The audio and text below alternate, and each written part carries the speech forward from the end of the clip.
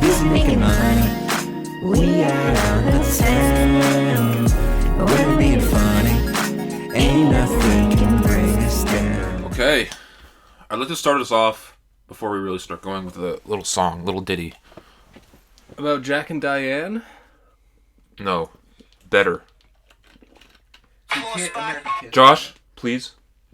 Barry Bronson shooting juice before the Mitchell report. Never snitching in court, we blitzing the fort.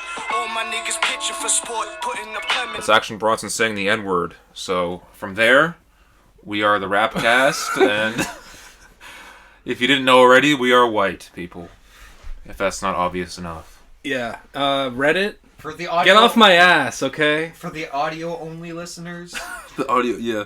For the audio-only who can't tell by our voices that we're Caucasian males. So only one of our episodes is on Spotify. Which I should get on. I should figure out how to fucking get that shit back on. I think it's probably pretty easy, but I'm lazy and busy. This podcast is sponsored by Fiji. Yep. Find it. Fiji, pay us. The only island in the Pacific Ocean that has bitches. Fiji.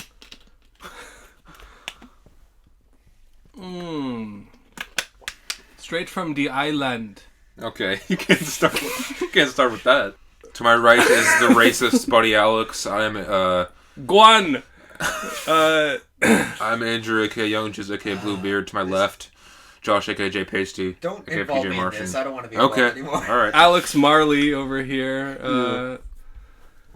This is one of our kind of in between episodes where is already a bad we're just start. we're just kind of fucking around. We're not going to get into anything too serious. We'll talk a little bit about new music, but we're going to wait to get our Brockhampton shit off after the album comes out. We're recording this on, what day is it? Saturday, April 3rd, 9:49 p.m., and we still don't know what DMX's condition is. Prayers for DMX. DMX will have probably a great biopic made out of his life. Yeah, who should play DMX? Who do you think? This could be racist, whatever you say, so be careful. Lakeith Stanfield. Okay, well, yeah, I like Keith, so... I finally watched Sorry to Bother You. Oh, shit. What'd you think? Yeah, it's pretty funny. Yeah, the whole... I mean, I don't want to spoil it for anyone who hasn't seen it, but just the fact that the ending is, like, just... Yeah, everything goes real haywire. It starts off kind of normal, but kind of teetering in reality, and like, okay, it's a little strange, but then it just completely, like, the last 30 minutes is completely fucking haywire. Yeah, you got horse people running around. Yeah, the horse people are Equisapien crazy. is actually the PC term for them. Sorry, so now you decide to get PC. Alright, I understand. Hey, ever since making that racist joke 5 minutes ago, I have really changed as a person. Yeah, alright, put the PR shit, right away. Get the HR team on that. And the HR team is Josh. Yeah. So. What? Josh is taking the hundreds of phone calls and emails at once. I don't even know what's happening. We should talk about Marineland in that shirt. Sure, play that track again. Yeah. The world needs to hear this. Who has drip like me? For $40. It was like 30 maybe. Okay. We really in this thing. Yo. What? Yo. Huh?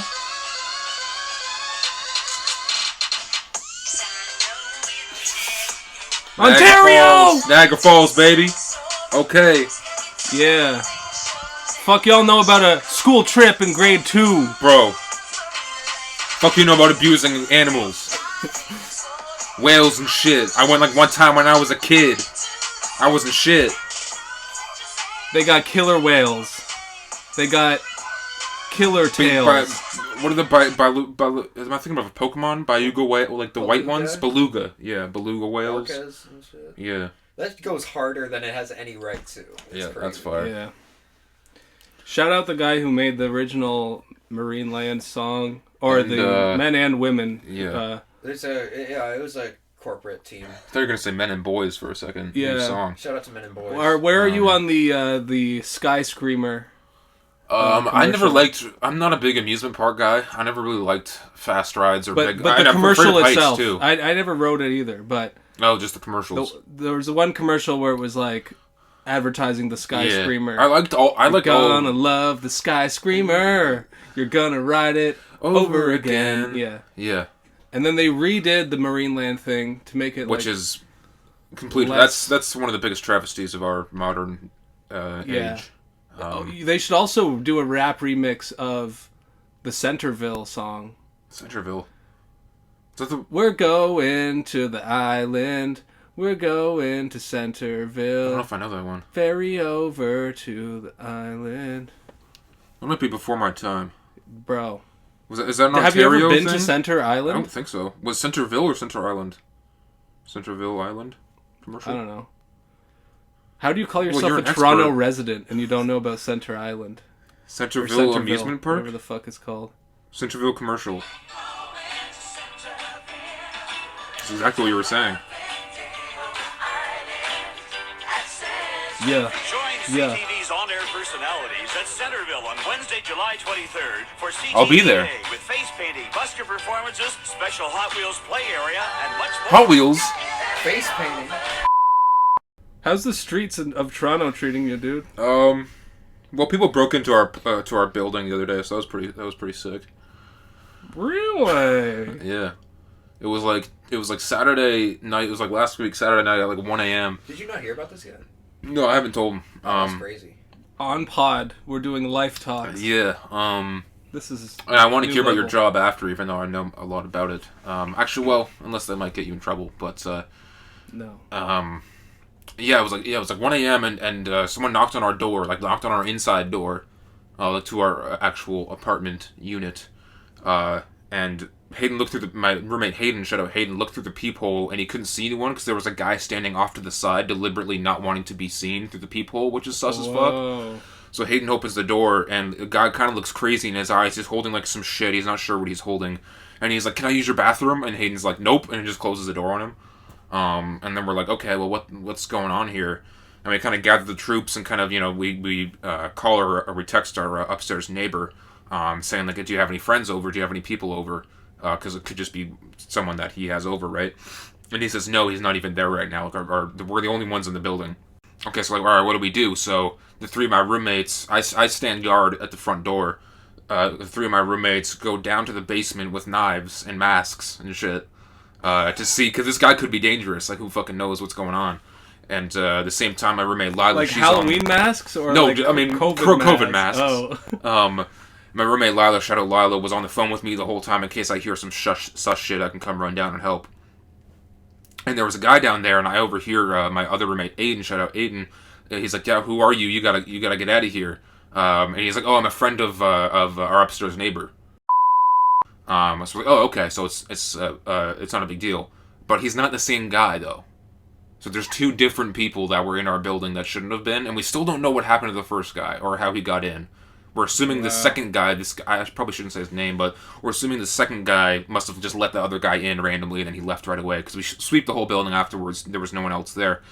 But this guy wouldn't leave, though. This other guy, claimed to be the guy's friend.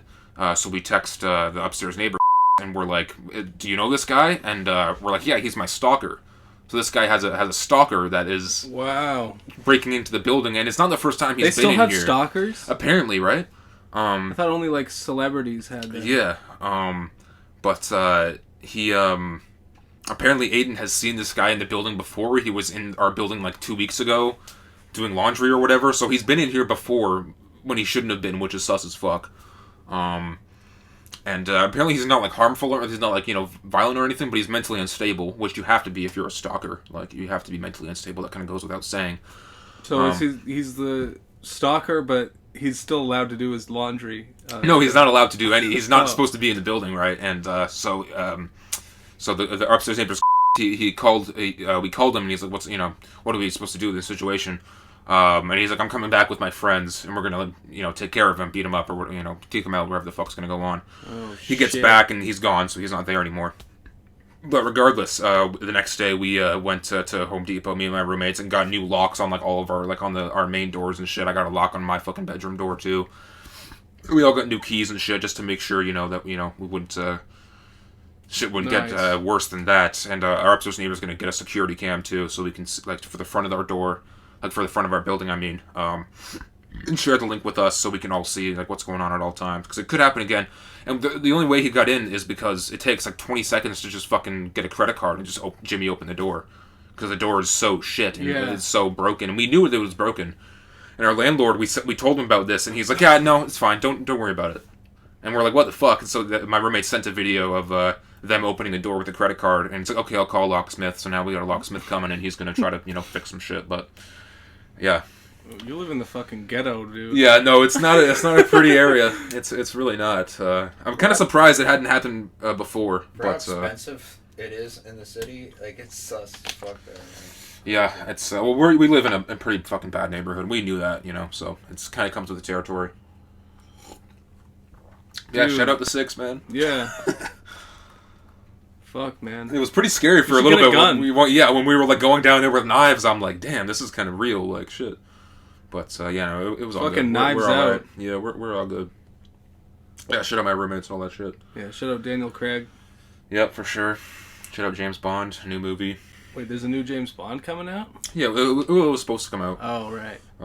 Last year or whatever. King Kong versus Godzilla, who you got? I mean, Godzilla, right? Yeah. That's the easy answer. King Kong's an underdog. I wonder what, like, if there's bets, like, professional betting against this I feel like King shit. Kong is more wiry, Yeah. Godzilla moves around too slow. Yeah, true. King Kong has more agility. And, do you think it's going to be... clever. I mean, none of us have seen the movie, so no spoilers or anything, but do you think it's going to be some fucking bullshit where it's like, they both win, or like, it's kind of like a draw or whatever, like... Do you think there's going to be an actual winner to this shit? I mean, if there's a winner, how are they going to pump out sequels? Well, they'll invent more monsters or whatever. Because they've been building up this universe, the Kong universe or whatever, for a few years now.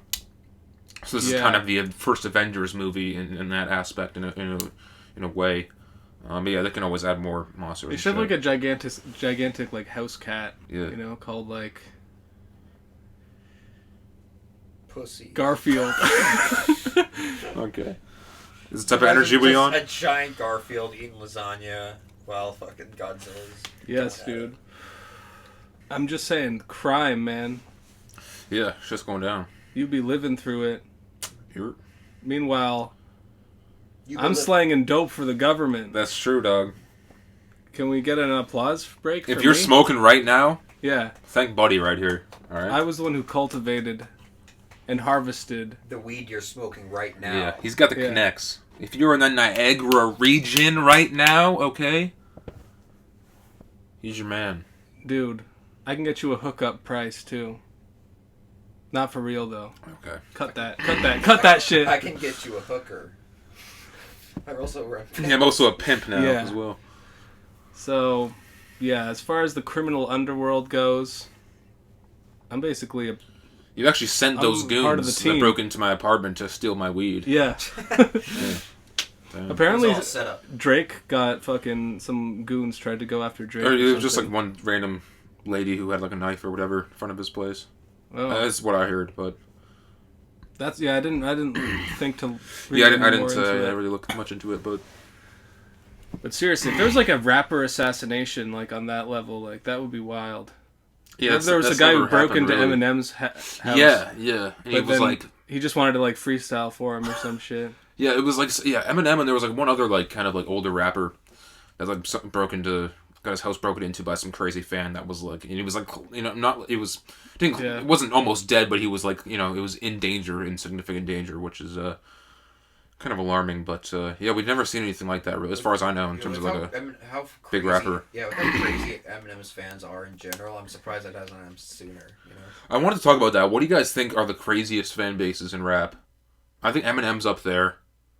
Nicki Minaj is up there. XXXTentacion. XXX is up there. Because the fan base is based around a guy who was like an abuser and a shitty person. Yeah, it's going to naturally divide. So it's made up of the type of people that would defend a guy like that because they're like, he's just misunderstood. You don't get it, man. Yeah. Just like me, I'm misunderstood. Everyone thinks I'm some kind of criminal just because I beat up my girlfriend. And it's like... Bunch of 16-year-olds who think the fucking world revolves around them. Yeah. I would say just being a fan of things in general is not cool. And that's why... I'm not doing the pod no more. Damn, it was the last episode. Fuck. Yeah. It's gonna be the new Rory leaving the pod. That happened to Joe Budden's podcast? You haven't heard about this? Like Rory and Mal are like gone. I saw like a meme about it, but I don't keep up with the pod. I mean, they might come back. Ever since I got a job, I don't listen to 7 hours of fucking podcasts every day. You can't listen to music or shit in your job? Well, I can, but I don't really want to. Right. Because have a good attitude. If you're listening to this, my boss. I guess you're still in the fucking early stages. No, apparently the department that I'm in was allowed to have their headphones and their own phones for a while, but they had like one guy, he was just like he was always on his phone, and he just like ruined it for everyone, so the whole department wasn't allowed to that's kind of use their phones happened anymore. to me as well back when I used to work at this photo place. Like, it was just the one, like for the whole first few months I was working there, you could do that shit and it was awesome listening to podcasts all day, and then one person fucking ruined it, and then all of a sudden we can't do that shit no more. Yeah. There's always one. Fucking A. So is that one. But yeah, I'm saying we should run up on Joe Budden. I mean, he doesn't have Rory and Mal to I was going to suggest anymore. that we try to replace Rory and Mal. We both come in and we try to both sit in. We can't replace Mal though because we're white. But we both try to replace Mal, and we try to sit in his same seat and kind of just just squish against each other and kind of try to give off the same takes. Yeah, there's an opening that we could take. Job opening. So, I mean, there's one thing I really want to figure out how to do, and that is how do you get no notifications about the other female-driven podcasts that Joe Budden has on his network, That you can, man. I mean, there's no way of getting rid of those notifications, because I literally don't give a fuck about the Girl I Guess podcast or whatever. Unless you just get rid of the notifications for the whole channel, because it's on the same channel. Yeah, I know. Well, Joe, you're putting me in this pickle right now, if you're listening. And I know you care about the fans. It's true. You said so in your letters. I don't want to listen to your other pods that you're trying to shove down my throat, okay? I just want the pure Joe. I'm on the opposite side. I want to get signed by the JBN, so I'm going to say, Joe, do whatever you want to do. You don't have an ego.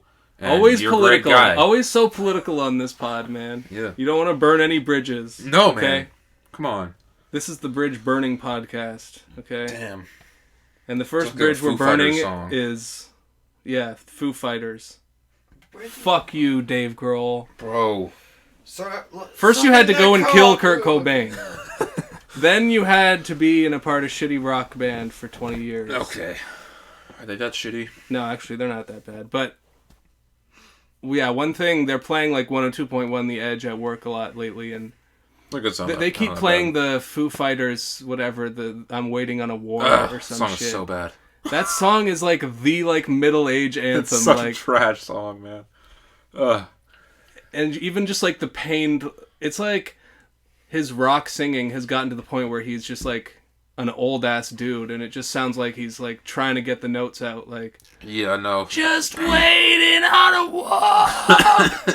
Yeah, no, I listened to that new Foo Fighters album, and I did not like a single track. There was a few that were like okay, but like none that I like saved on my phone. It was just not good. They've been taking L's ever since Wasting Light. Yeah, they've literally put out the same song over and over again since Wasting Light. You know what I mean? Like they just keep they found a formula and they're just recycling it over and over. I also hate the new Weezer song about the all my favorite songs are slow and sad. I don't think I know that one. I haven't kept up with Weezer. Oh. Okay, well. Point is, rock and roll sucks nowadays. It's just a bunch of fucking 30 to 50-year-old men desperately trying to hold on to their youth. Shout out Pup, OBGMs, and the Rex. 3 rock bands that I still listen to and are putting out good stuff. The Punk Cast will be a spin-off that we start. We've got to do a whole wardrobe. Like we got to make there's gonna be graffiti all over these walls. Yeah, change the posters, get the fucking Kurt Cobain shit over here. I got a whole laundry list of good underappreciated acts in rock, but that's not what this podcast is. Yeah, no. I want to get back to if you guys have any more worst fan bases or most annoying. I mean, we're going to talk about Brockhampton in a few weeks when their new album releases. But Brockhampton is up there, arguably. We've talked about that on the last podcast or two. It depends on what like I guess subgroup of fans you're talking about, because like Brockhampton's like has the straight up rap side, and then there's like the teen girl, TikTok stars, who are just there for sugar and stuff like that. Like there might be there's two different sides. There might be a correlation of annoying rap fan bases and artists who are either controversial or have done a bunch of different types of music, because then there's more to argue about within the fan bases, which creates more toxicity within it. Like people are like, oh, I like the old school Eminem. Oh, I like the relapse era Eminem. Oh, I like the fucking new Eminem. Yeah, you're not gonna please everybody if you branch off, but at the same time, you're never gonna expand if you don't. Yeah, I think the blueprint for this was Metallica, because they had like in the 80s where they were like a crazy like thrash metal thing, and then they made the transition to being like poppy, like grungy, like mid-90s style shit, and that was a major split. And then there was many more splits of like their music just getting worse and worse, and then like there was always the people that would want to defend it. Yeah, a lot of the annoying parts of the fan bases are people defending their. When it's like clearly this piece of art sucks, and you're lame for thinking it's or the good. Artist has definitely regressed. Like it's clear that their new shit is not as good, but there's still fans fucking defending it to fucking no end. Yeah, I mean you can still be a fan. It's annoying as hell. Like, be a fan. Yeah, but you can still like just shut the fuck up sometimes. Just not, don't try to argue shit if you know that the majority is gonna fucking pounce on your ass. You can still like it, but at the same time, it's like you need to know when to like. I get that this is not their best work, but I still like it. Yeah, you need to kind of like be humble about it. Yeah, Nicki Minaj fans and Ariana Grande fans are also annoying, but more so just on Twitter. Like not like I guess because I don't really keep up with either of those two, but like fans on Twitter in general. Yeah, just because they always like they just like try to fucking cancel people just for like the this person is over party just because they said something slightly negative about Ariana Grande or whatever. K-pop. That's just K-pop. Yeah, some K-pop shit too, but this is the Rapcast. I would say in general, like any TikTok audience is just stupid people that don't deserve to live. What's an example of that? Like TikTok audience, like or like I just mean the way that TikTok like. Certain people get all their new music and everything out of TikTok, and they have like no attention span. They don't listen to like albums or pay attention to anything other than what's playing on in the background of some video of some random ass video or whatever. And I think that's sort of the general trend that I like alienates me as a consumer, where I feel like I'm losing touch with. Or the people now just like stuff that sucks, and the culture is getting worse every single year. Well, you are 25 now. I mean, this is the first episode where you are 25. Yeah, true. So you are now an old head officially. I am 35. Yeah, so now you're officially an old head. So now all of those takes are just coming from an old head perspective. So yeah, you tune into this podcast to see me lose touch with culture. Every episode I lose more and more until I'm just on my own island. Where I think Action Bronson's the number 2 rapper in the game right now. Even though he says the N-word every single song. We just heard it. He's allowed. He's Albanian. We were having this argument earlier. There was that one time at the showcase tour when like Aboriginal person said the N-word, and people were like... People weren't sure. Does this count? But no, it does here in Canada because of how poorly they're treated by the government. They're just as oppressed. Yeah, I think his name was like Big Z or something like that. Shout out The Professor as well, a dude we met on that shit. His album Growing Pains is out now. I haven't heard it, but I will listen to it. I've wanted to. I've just been busy with shit. Dude, the local music scene here in Ontario is poppin'. Yeah, shout out Draco T, you know what I'm saying? Shout out Blue Rivers, you know what I'm saying? Shout out Preza. Shout out GRG Cole, you know what I'm saying? Shout out, what was that fucking dude that sent you Joe Jazz. Yeah, Joe out Jazz. in the UK holding it down. Bruh. He sent me a IG message, and I sent him a link to Old Lady Ice back. No response, but yeah, it's it takes a while. Yeah. For that video to really sink in. Yeah, I mean it's almost 900 views, like 844, 845. Dude, road to 1K. We're going up. This will be our first 1K video. Yeah, I'm excited. That's big. Yeah, milestone shit. What are we arguing about? Oh yeah, we were arguing about. I was saying that all girls who have thick asses, big asses, can twerk, regardless of their ability. If you just shake the ass, that's twerking to me, and that's good enough. But you were on kind of the opposite. You two were on the opposite end, and you were saying justice for small asses. I think like that, which is an interesting take. It's kind of sus. Yeah, I mean, I think. I don't actually have a strong opinion. Okay. It really doesn't matter. It's a made-up, stupid word. Yeah.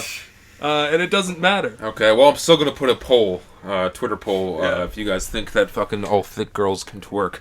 And we're gonna be the only three people who vote on We it. support of all. course. We support all asses on this No, podcast. I don't. I only support thick asses. Well, Your ass prejudice is. I'm a little bit more flexible when it comes to ass. Yeah, well. Only because I'm a person with a thick ass, okay? So that I know... Your thick ass This is a great supremacy. transition to Lil Nas X. Okay. Which should be our first topic. Break out the Considering as it's break been- out the gags over there. Yeah, give me that one.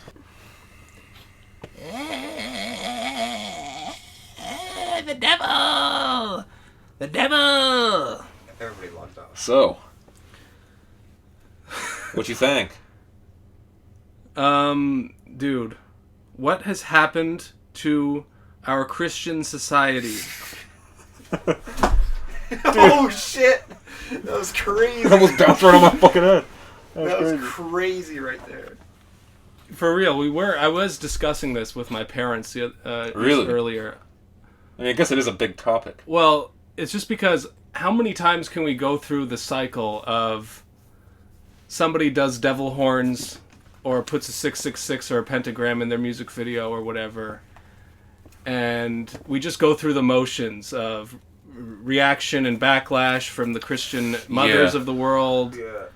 And then provocation from the other side, and being like, ha ha ha, it's all just a joke. And then the Satanists take it all seriously, like, yes, this is normalization of our religion. And, and everyone's like, your Satanist people are just fucking weirdos anyway. We were just kidding around. And then the whole thing eventually, it's like rinse, recycle, repeat.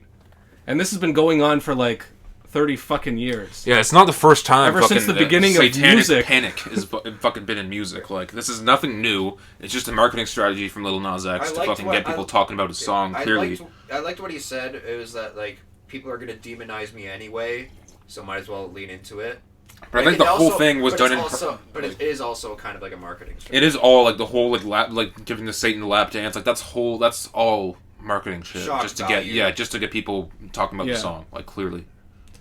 But when Rolling I think Stones it's still wrote Sympathy art. For the devil, like that was Yeah. like that's happened. Yeah, it's not a new unique thing either to really do that. Kind But of I stuff. think the shot of him going down the stripper pole down to hell was, that was artistic. There are artistic elements to it, but it's still. But it's trash. It's supposed to be like degenerate or vulgar sort of culture. Yeah. It's supposed to be supposed to get a reaction out of you or whatever. Do you think there's an angle of like, because yes, he lap dances, gives Satan a lap dance, but he also kills him at the end.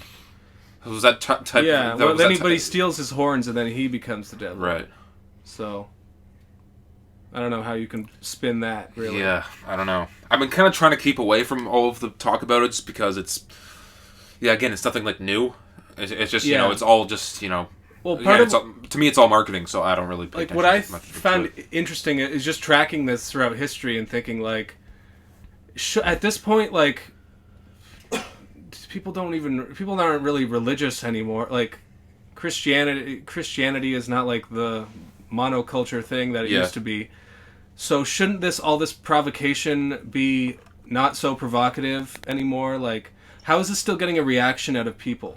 It's because I was listening to, I don't remember what I was listening to, but someone said, like, if it wasn't a gay black dude doing it, would it be that big of a deal? And they were like, probably not. If it was a white dude, it probably wouldn't be that big of a deal. So I think that's part of it.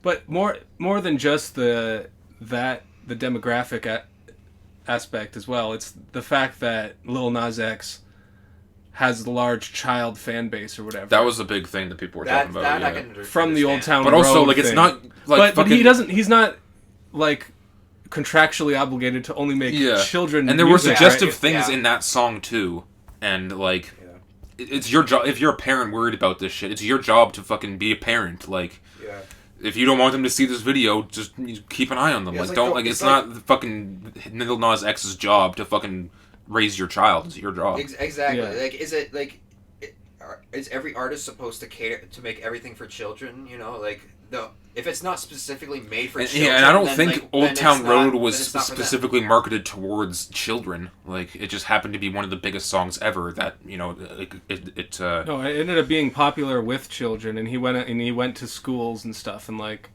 Yeah, but I don't know if that was intentional or not. I'm not entirely sure. He's just trying he was. I mean, he was just as surprised as anyone else that he became a huge star from that. I mean, it was a random like TikTok song or some shit. It's like a random meme song of like country rap or whatever. Yeah, the fuck it's and also this song isn't rap like in really any aspect. No, like it's more of like a kind of a pop because it has the kind of like Camilo Cabello guitars, like, you know, those kind of like poppy kind of Spanish little bit guitars. Camila Cabello. Okay, I don't fucking know, man. It has all those kind of Spanish guitars that are fucking popular in pop music now. Because every Brazilian artist is Camila Cabello. Of course, that's what I just said, isn't it?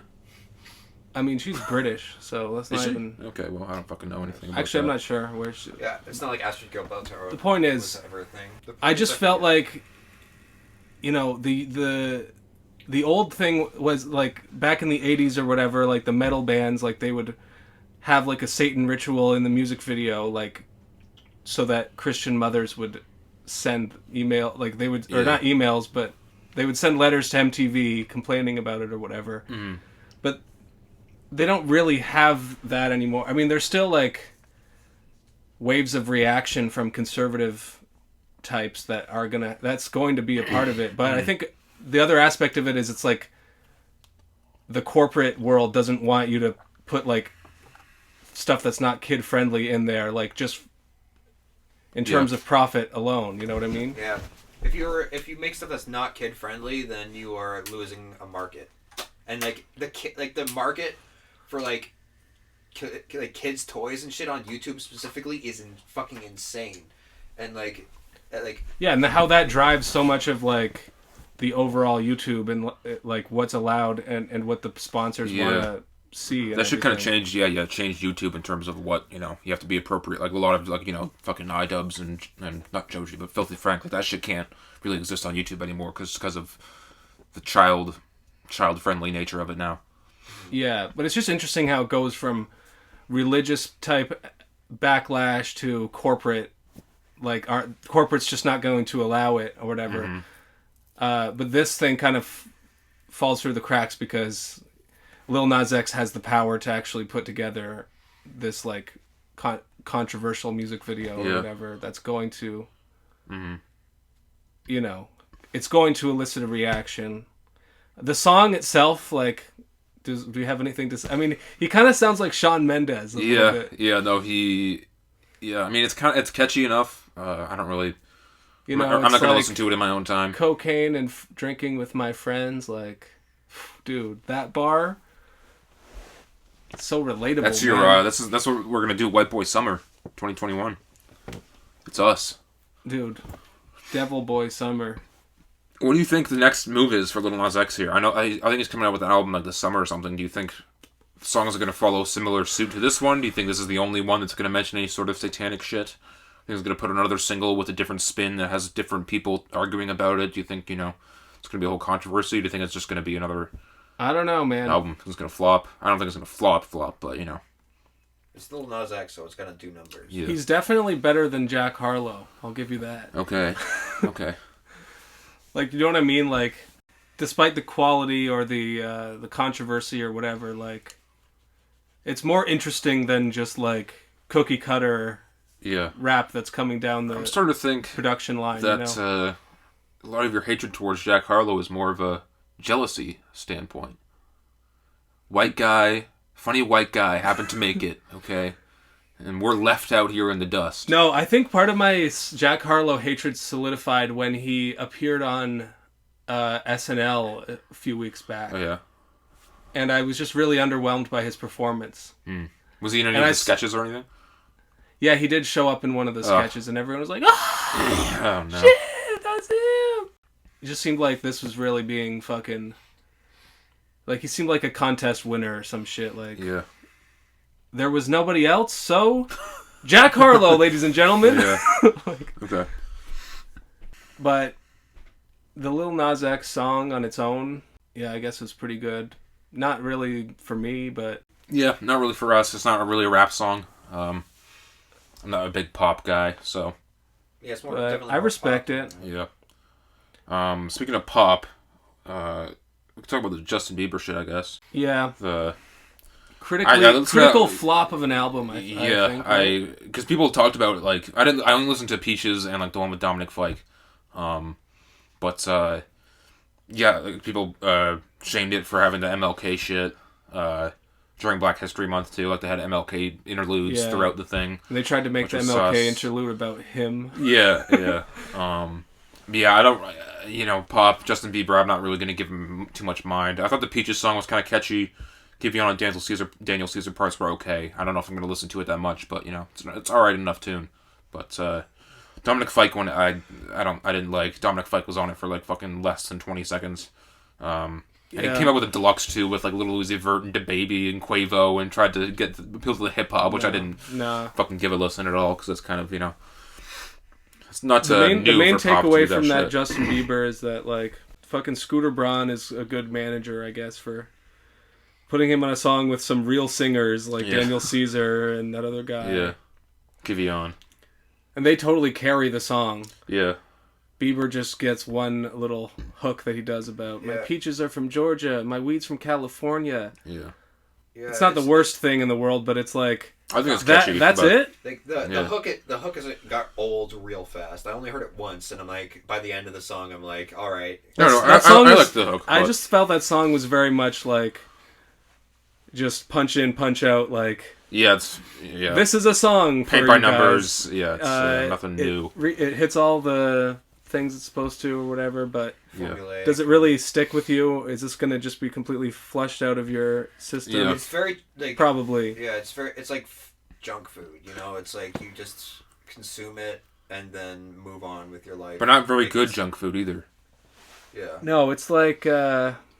What's a not very good sour junk cream food? and onion chips. Yeah. Twizzlers? Yeah. Twizzlers, yeah. Or fucking... It's like glossettes, Glossettes? What the fuck is a glossette? It's like candy corn. It's like chocolate raisins that they have. Oh, God. No. They have the worst aftertaste in your mouth if you eat too many glossettes. You never get that taste out of your mouth. You have to suck a dick to get that taste out of your mouth. You have to suck the devil's... Yeah. No, never mind. Let's not go there. I actually am with God now. Yeah. Yeah, we have this up, Kendrick Lamar album right now, because we got some kind of low-key crazy information about Kendrick coming up. So I just got a call from Tip last night. We honestly can't say much, and we probably shouldn't be saying it now, because like it's like soon. So that's all we should say. But one word, soon. Yeah, okay. Expect a Rapcast about Kendrick in the near future, okay? Yeah. And we might just have some special guests. And we might just cut all this out because we shouldn't be saying any of it. So, moving on completely, what do you want to talk about? We got Vic Mensa, we got Benny the Butcher, Kota The Friend, Guapdad albums, Freddie Gibbs song, Dominic Fike, Paul McCartney song, Rich Brian song, Lil Yachty song. Let's go back to Justin Bieber. Okay, for 20 more alright, minutes. so here we go. Alright, so best Justin Bieber songs. Baby, featuring Ludacris. Sorry. That one. That one with Diplo. What was that one? What Do You Mean? Yeah, What Do You Mean? What Do You Mean blew up, man. That was crazy. Yeah, I fucking hate that song too. I liked it. No, man. I like Sorry. There's probably 4 or 5 Justin Bieber songs that I would defend. Love Yourself or whatever. But the rest of his discography... Would you defend Baby? Yeah. It's a good song. No, it's not. When I was 18... Or no, when I was 13... I was going to say, he wasn't 18 when he fucking did that song. Yeah, no, that would be more appropriate. Yeah, I understand the nostalgic factor for you, but I don't think it's a good song. Baby, baby, baby. Like, that's the hook? No. Unacceptable. I mean... Maybe It is one of the biggest songs of all time, but I'm gonna pass on I it. plead the nostalgia defense or whatever. Okay. Sure, man. I plead Sure. insanity. And then I punched her face. Now I'm in prison. Speaking of going to prison, Dominic Fike. Okay. Let's go there. This is a good segue. What did he do to end up in jail? I don't think anyone knows, actually. Let's make up a salacious rumor. He actually planned. He was one of the 9/11 hijackers, but he was. Yeah. I knew you were for some reason. I knew you were going there. I don't know why. That morning, he got an email We spent from too much Kevin time Abstract, together, 'cause I know that. who had shit. prior knowledge of the attacks. Just like our prior knowledge to Kendrick Lamar. No, but the point is, his controversial past does not matter anymore. Now he's basically one of the Beatles. And he's for sure an industry plant. I think we can all agree on that, though. Getting placements with Justin Bieber and Paul McCartney, and he's been doing music for like 2 years. Like I think he's an industry plant for sure. Yeah, I can see that. What does that even mean? Does that just mean he has a good manager who gets him in the room? It just means he was found early on, and his label was pushing him from the start, but they put It's in like- certain situations to make it seem like he had organic growth. It's like an investment, like you plant something and then it grows. So you put a lot of money and effort into it and hope that it blows up. Even though we're talking out of our ass, because none of us really actually know, because none of us are in the industry, but just from what we could tell, like that's kind of... Well, that's just the thing. Whenever people say industry plan, I want to know exactly what that means. Yeah.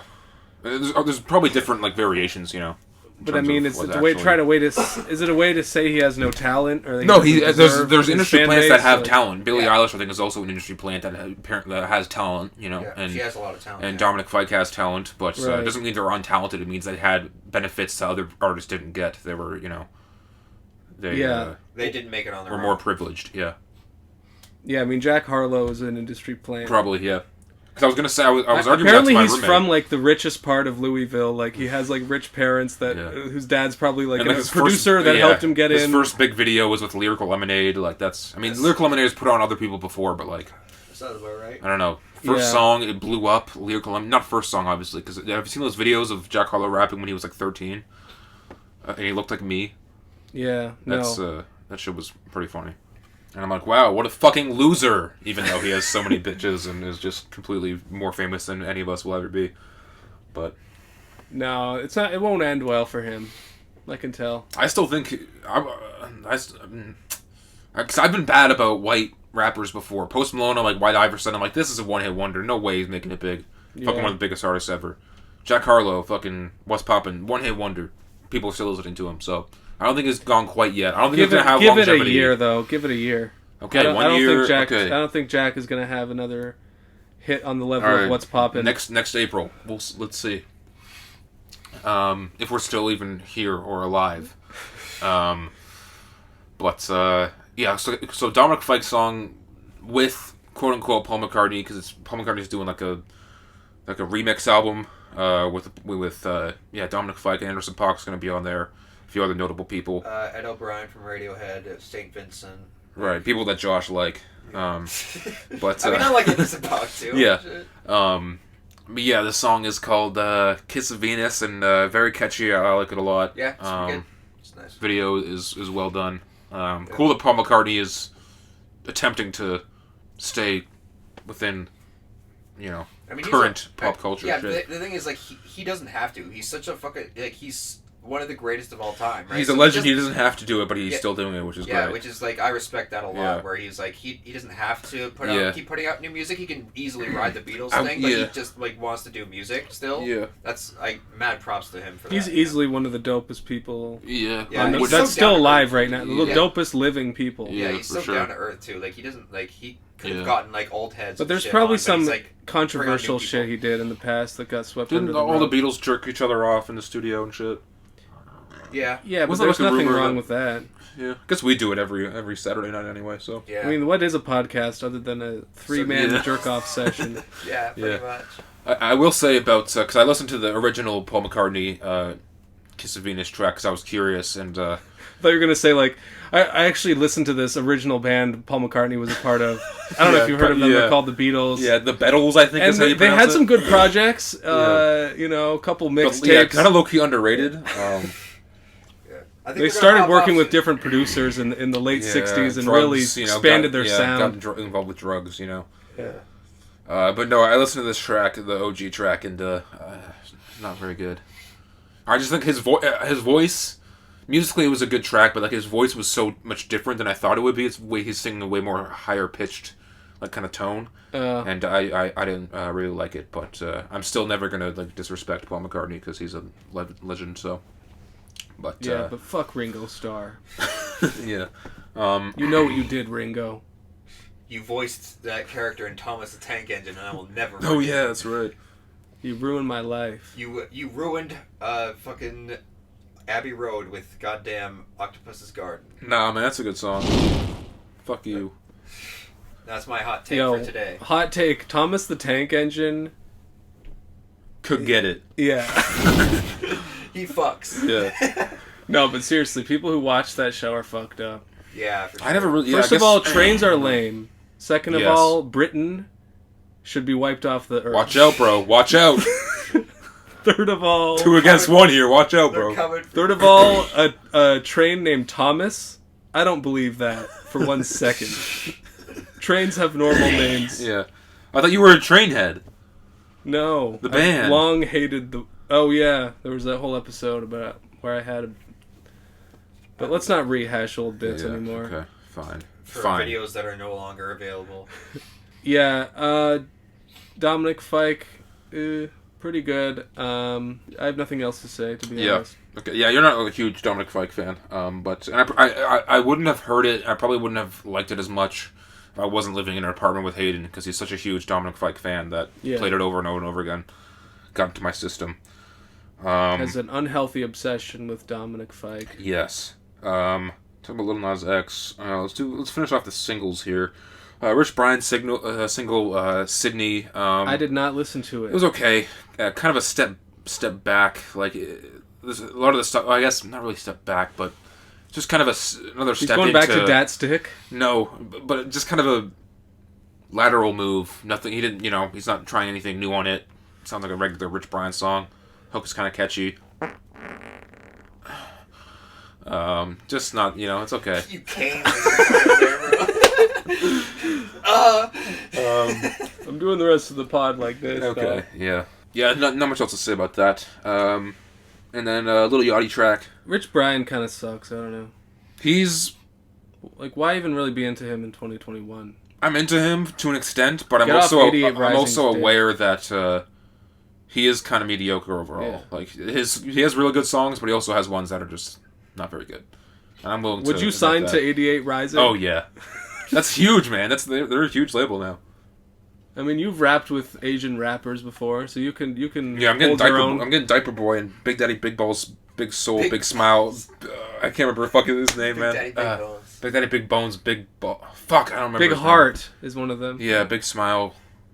Big problems, big solutions. Big balls, small cock. Yeah, some shit like that. Whatever, man. Shout out the homies. Yeah, shout out Vietnam. Why oi? Lil Yachty track, no more beatboxing or whatever, some shit like that. Just on YouTube.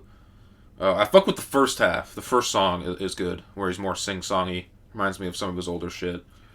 Has some good bars in there. Yeah. Second half could go without it. It's kind of my take on it. I like the bar where he's like, "I made $1 million when I was a baby." Kanye fuck 20. Yeah, Kanye tried to sign me. Fuck 2020. We should all be winning or whatever. You know. Thoughts? Concerns? Questions? I remember. The song is okay. Yeah, I remember bars, and I'm a notorious not Lil Yachty fan.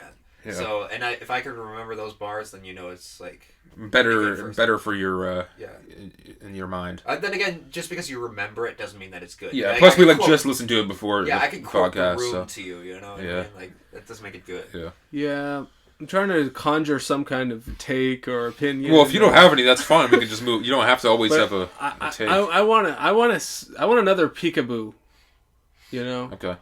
play with that pussy like peekaboo. Migos are Lil Yachty hasn't given me shit. that peekaboo feeling in a long time. Really? I think there's tracks. I mean, you didn't like Little Boat 3 that much, but I think there's tracks that go as hard on Little Boat 3 to me.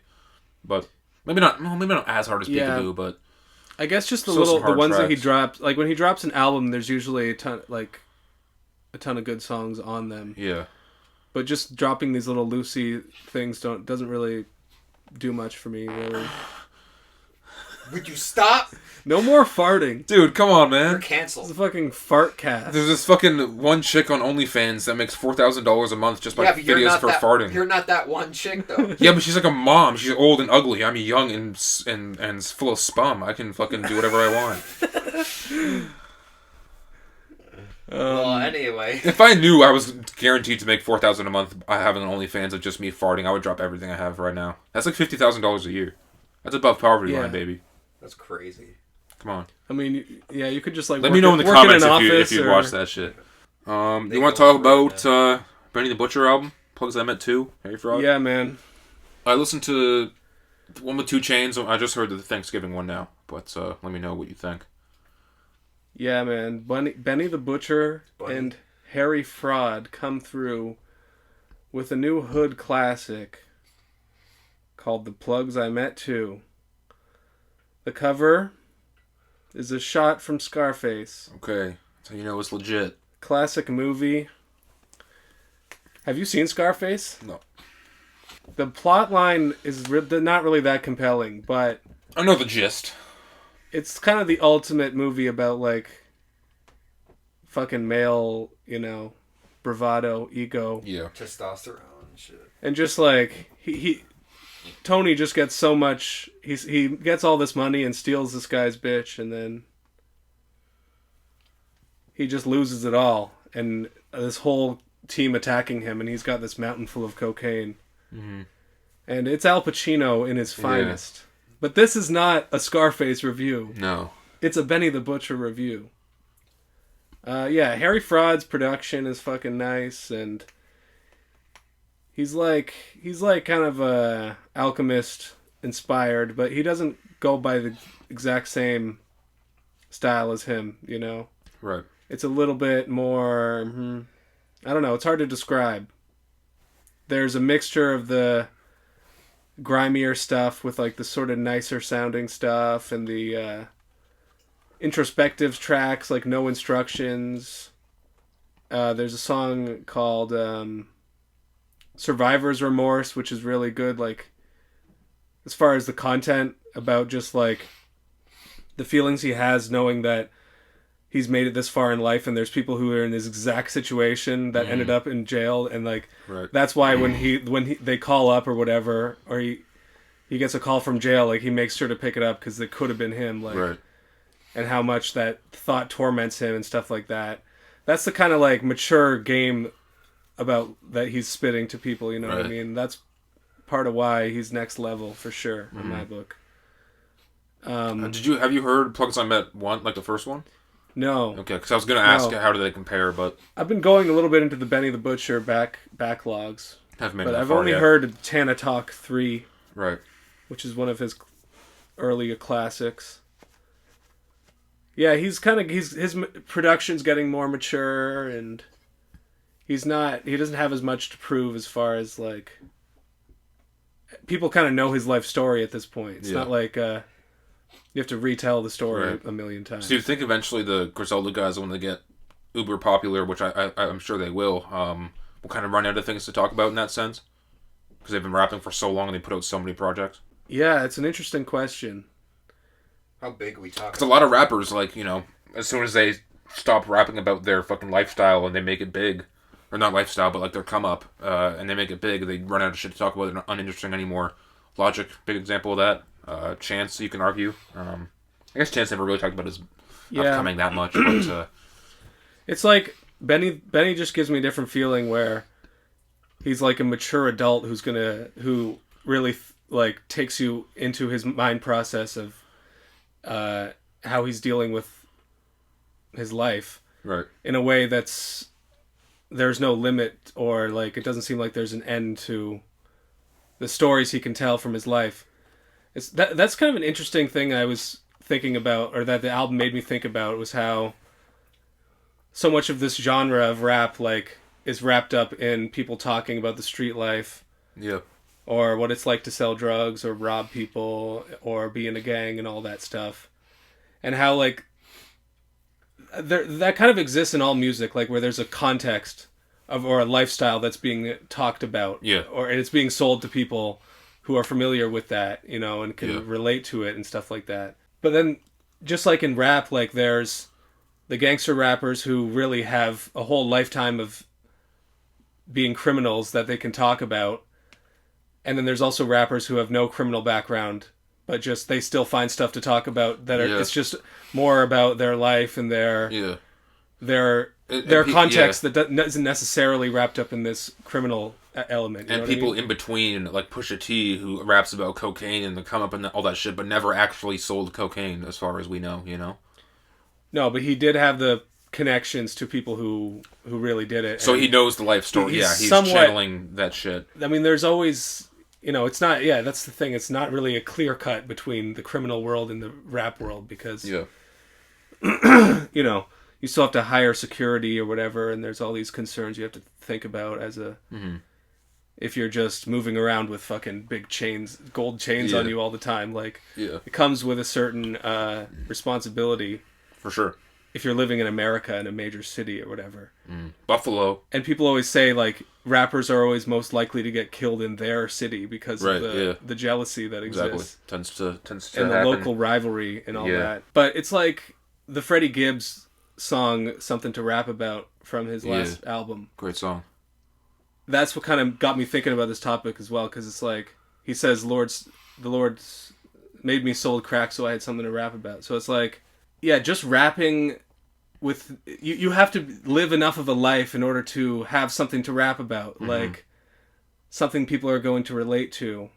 And Benny has like a whole life before rap of experiences that he can like build on and, you know, show you more of his experiences and his perspective and all that, you know? Right.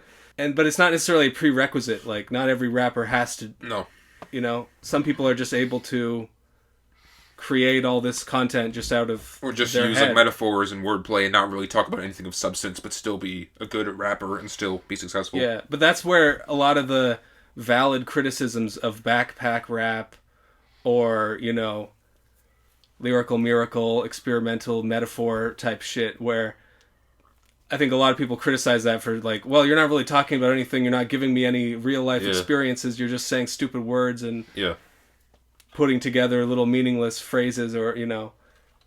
I kind of understand that more now as I think more about the topic, you know what I mean? Right.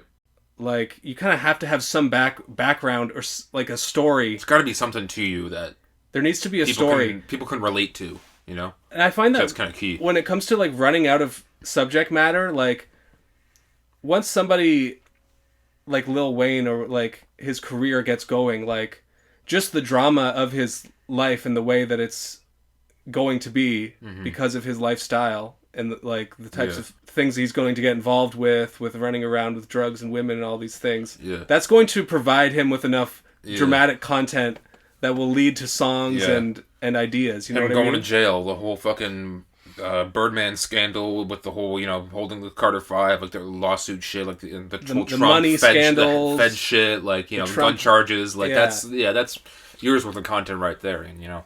But then there could be some Wayne songs where it just sticks to a certain topic, like that, what was that one off the Deluxe, it's like fuck you met it, or like the one about how he's fucking this chick that her friends are telling her not to fuck him. Like, that doesn't have anything to do with Wayne's backstory at all. It's just a kind of a fun storytelling song. But you can tell it's influenced by his lifestyle and the types of relationships he's Same with like Mona Lisa, the one with Kendrick Lamar and Carter 5, where it might not be a true story that happened to him, but it's something that could have happened to him or someone around him that he's using for reference, you know? Yeah, well, that's just the storytelling aspect of rap that kind of transcends beyond this. But yeah, unless you've really been through things in your life, you're not going to be as good of a storyteller. Yeah. You know what I mean? Right. Yeah, I think that's true. That's kind of just the thought pattern that Benny the Butcher made me start thinking about that. Yeah, no, I think that was a good, pretty good tangent there. Yeah, and that's why my raps suck, because I don't have a freaking life, man. Sell crack. Yo, waking up again at 11:30. A.M. I'm gonna go smoke. Smoke. I'm gonna go play Age of Empires, though. Bro. Remember Marine Land? Okay. Yeah, someone reviewing my album, like...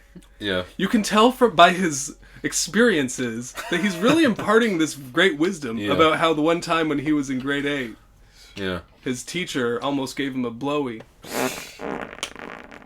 Alright, so anyway... I don't know what's going on, man. We should make your ass a third mic on this show, man. Yeah, we should get a little lav mic and just kind of have it hanging down here. See what's up. Oh, that one. Oh, boy. Sorry, lads. This is an ASMR podcast. No. Oh, you know it. Alright, a couple more topics. We'll run through them. We've been here for... Alright, I'll talk about Vic Mensa real quick. The I tape, the sequel to the V tape. It's going to have another one called the C tape for Vic, the whole Vic. I'm assuming it might come into like a whole compilation or mixtape or whatever at the end of it. But the M tape, the E tape. The whole spinning years and years. I think it's as good as the first one, if not even better. It might have more highs on it. There's the kind of the one track called Victory, which is kind of a very like a kind of victory lap song of him talking about how he's kind of back, you know, he's doing well, he's rapping well again, and he's, you know, talking about relevant shit and just being a good overall rapper. There's that one song Shelter, which is really good. That one song Freedom we listened to earlier, which is kind of a banger, but also, you know, socially conscious banger. He has a few other good ones on there that are more like melodic and shit.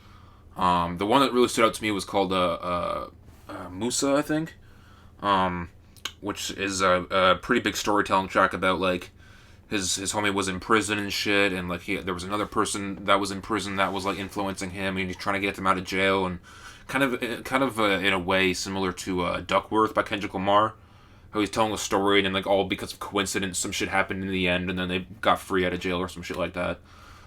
So it was pretty good. Pretty good to see Vic Mensa back on that, you know, storytelling shit. Just showing his skills.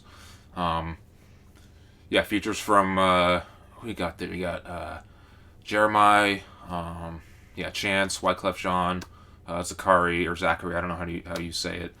A few more like singers back there, but I for one am surprised that Zachary is a dude. I thought, that was a thing you that mentioned was a chick earlier this whole time. And I knew he was a dude, but I didn't realize he was a bigger white dude. I think he's white at least, but his complexion at least. Because the only one I knew him from was the Loyalty or Love, or I think it was Love, right? Yeah. My money. Yeah. That was the Rihanna one off of. Damn. Yeah. Right. I'm excited for Vic. He's 2 for 2 with this shit. I'm expecting good things for the third one. Hopefully this year, because his last one came out late last year. So hopefully by the summertime we'll get to the third one. Yeah. I'm not as into Vic, but I do. You're aware. I prefer him over other like people who attempt to be socially conscious or whatever. Like he kind of reminds me of like a better Joyner Lucas, you know, like. Yeah, I can see that. Yeah. No more Joyner. Yeah, fuck that shit. Vic can come back and take his spot, I think. I'm down with that. I mean, Joyner might be. He's Joyner's a very skilled rapper. He can rap very fast, but that doesn't mean he's necessarily a great rapper. Right. Vic probably can't rap as fast as him, or I haven't heard in a long time him rapping as fast. But I think he's a better overall wordsmith and lyrical and conscious shit and storytelling and just, you know, bars flow. I think Vic Mensa is on a big comeback, and I know you're not a big fan of him, but you're at least it's good that you're aware that he's making better music than he was. He's making some sort of comeback. Yeah. So hopefully more people will start listening to him. But it is weird. He's releasing this album called Traffic as well, which is was supposed to be his debut album way back in the day when he had like the Kanye cosign and Jay-Z cosign. When he was about to release this highly anticipated album Traffic, never released it, scrapped it. He's about to release it now, but as an NFT, which is some bullshit, I think. But, wow.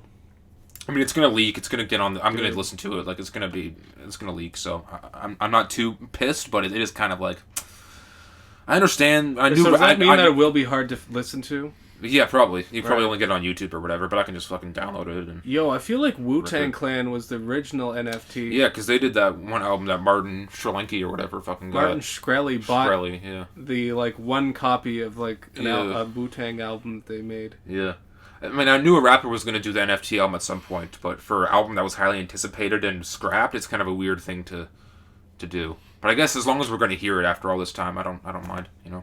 Vic's one of those guys where with all the... I'm sure there's all kinds of behind-the-scenes drama with his real life and the label not fucking him over or some shit. Mm-hmm. And I'm sure there's all kinds of drama, but I just don't really care about that. I just want to hear him rap. If he's gonna rap, just do it well. Yeah, he is kind of controversial. He's a little bit pompous. Can be corny at times and has been in the past a little bit, but I think he's a little bit narcissistic. Yeah, for sure. But I think his talent speaks for itself. So that's where I kind of stand on it. Okay. Yeah, real quick, we'll go over a few more. Guapdad 4000 album with Ill Mind called 1176. I like it a lot. I don't know. It's more of his last album was more so kind of a flex, kind of like proving himself kind of shit, and this one's more so him telling the story. We're getting more backstory from him, you know, getting more kind of conscious tracks or storytelling tracks as well. I like pretty much all of the songs on it. There are a few that don't hit for me as well. Some bangers, some introspective ones. Pretty solid overall. Buddy is one of the features on there. Not many other features, but that's a good one. Buddy? You. Yeah. I thought Buddy kind of fell out of the... I don't really keep up with Buddy, so I don't really know what his status is in the rap game. He was on the Dreamville shit, so probably got some new listeners from there, but... Good feature on that Dreamville song. Yeah. So I did actually listen to this Kota The Friend guy. Oh, did you? Okay. Yeah, I was gonna... So this guy is like... He's like Joey Badass, old school Chance kind of I was gonna say, because Chance, like, nice guy style, like, you know, but, Joey Badass, he's from Brooklyn, kind of style as well, old school boom bap shit. At first, I heard of him because I think someone posted about him on, like, about Mac Miller on some subreddit or on the Twitter or something, because he had a bar about Mac Miller. And I listened to that song. I'm like, it's a pretty good song. I listened to another one. Got into him from there. He had an album last year called Everything, which was pretty good. But my only fault with him was that all of it pretty much sounded the same at this point. Like, he had kind of that similar flow throughout all of it. He hadn't really switched it up. His production was pretty basic. He does seem a little bit one-dimensional. Yeah, a little bit one-dimensional. This one, I think Static Selecta produced it. It's called Tequila Sunrise. A little bit of a corny name, but anyway. I think the production... He explains it in the album. It's all about, positive thinking. I think the production by Static Selecta really helped kind of diversify his sound a little bit. He explored a little bit more different flows, used some auto-tune here and there, kind of changed it up a little bit. But it's a short album, like 30 minutes. I didn't really like the auto-tune, I'll be honest with you on that one. That's like Sunrise, like... There's some songs near the end of it. Overall, it's a pretty good album as far as like background kind of chill times. I envision myself listening to it a lot this summer, just on a bike ride or whatever. Good like summer boom bap vibes. I think but it doesn't really good for that shit. Demand too much of your attention. It doesn't blow me away either. There's some good lyrics, some good moments as well, but nothing like too crazy. But he's it's good, kind of chill, almost background music type of rapper. I like it. I don't know if he's gonna blow up anytime soon. He's got some features from like Joey Badass and boyz and a few other people. He had like Keith Stanfield on his last album too, for like an interlude, which is pretty cool. No features on this one, I don't think, except for like one singer. But I'm trying to be like Lakeith Stanfield. Yeah. No, I'm glad you listened to it. Didn't he just become an actor out of nowhere? Like, I don't know. He was just a regular dude, and then he was like, "Fuck it, I'm just gonna audition for this thing," and then boom. Next thing you know, Atlanta season 3 started filming. Let's go! Which is fucking... I'm so excited. I wonder what they're gonna do. Yeah, the last I heard, they were supposed to film part of it in Europe because the whole ending of season 2, spoiler alert, was that they're going to Europe for a tour. So they're going to do some of it in Europe. I don't know if that's... Then COVID happened, so I don't know if that's the play anymore, but who knows. We'll probably find out next year, I want to say. Probably early next year at the earliest, but yeah, I'm excited. It's kind of funny how... And I don't actually watch Dave, but they're Atlanta and Dave are both based around a guy trying to become a rapper or whatever. Little Dicky more biographical in a way, more so as real life, right? Real experiences. But Atlanta is like the HBO version of that or whatever, where sure it's technically about this rapper, but the show goes into so many different worlds and like little has more so about the city of Atlanta, in a way. Which is gonna be weird because if they're gonna do that parts of the season in Europe, then it's not about Atlanta. Yeah, it's gonna be interesting if they still well, keep that shit. It's gonna be like a fish out of water type thing. Yeah, a lot of the Atlanta episodes revolve around a fish out of water type thing where the three of them are in some weird place observing how weird society is or whatever. Yeah, like the episode where they're at like the like white guy who's like thinks he's like a black guy and he's like he has all these like he keeps trying to impress all the black people like I'm really like Which one was that? I can't remember. They go to like a rich super like the Juneteenth one. Yeah. That one. They also have the one where they go to the college and go to the frat house, the fraternity shit. Yeah, and there's like weird shit going on. There's that one like German festival one where him and Van go to that like German festival and like break up or whatever. Yeah, I guess I did kind of realize that. That's what they kind of do sometimes. Is just put. It's kind of about this like situations. Spacey atmospheric shit. Yeah. And, like. Is it really real? Like what's actually playing around happening? With reality, and that's what I really fuck with it. It's also kind of like people watching. You know what I mean? Yeah. Like you're watching these people, just like characters. People. Yeah. Whereas like Dave is the same. Dave is more of a sitcom-y type of vibe thing, but where it's more so based on comedy. Yeah, it's like he's trying to be fucking Seinfeld 2.0. Yeah. Fucking Atlanta's more like Louis, and Dave is more like Curb. There you have it. We figured it out. Real quick before we wrap up, I do want to confess something to you guys. I cheated on you. I was on a different podcast. Well, I was on a different podcast too. Joe Rogan. Bitch! That's right. Slut! You were on you're on Aiden's podcast anyway, so yeah, that was more of a radio show. Actually, I was on the radio, so yeah, that wasn't actual radio. it was school radio, Ryerson radio. I called into the radio the other day. Did you? Yeah, and I said, for what? You got to hear my dude, Young Jizz. Fucking bullshit.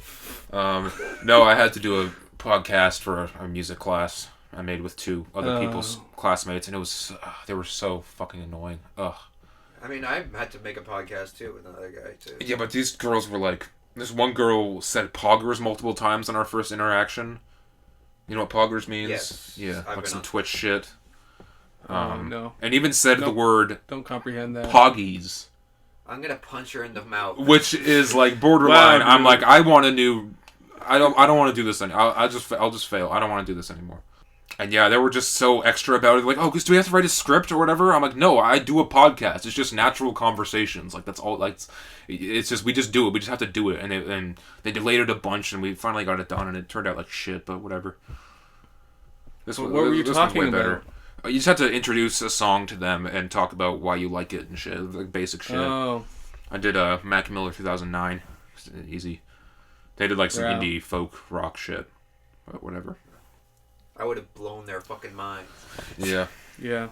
Next time you see us, we're going to go in full Brockhampton discussion. Yes, sir. We'll probably talk about some other little things there just so it's not a full, the Big Sean episode, the Mac Miller episode, We'll talk about Brockhampton for a lot of it, but, probably have some other new music shit to talk about or some other shit. It's more of an album review more than like a whole discography review. Yeah, exactly, yeah. We'll do a short little recap of what we think about how we, Brockhampton from now up to this one was more of a low key kind of shoot the shit pod, but next time probably around mid-April we'll see what's up. My thesis will be 420. Finished. Yo, put an episode out on 420, dude. At 420, bro. Dude, it's crazy. Talk about our favorite songs to smoke to. That could be a topic. That's a good topic. All right. I don't smoke, so yeah. I'll stay out of it. But this is that's a little peek behind the curtain. Yeah. Okay. Also. Yeah. What's up? What's up with it? Hey. You know what I mean? We're not trying to say anything. You know what I mean? We're not trying to drop any big news right now. But Kendrick Lamar comes out as gay on his new album. All right, we're done, right? On this beat and I'ma get it off.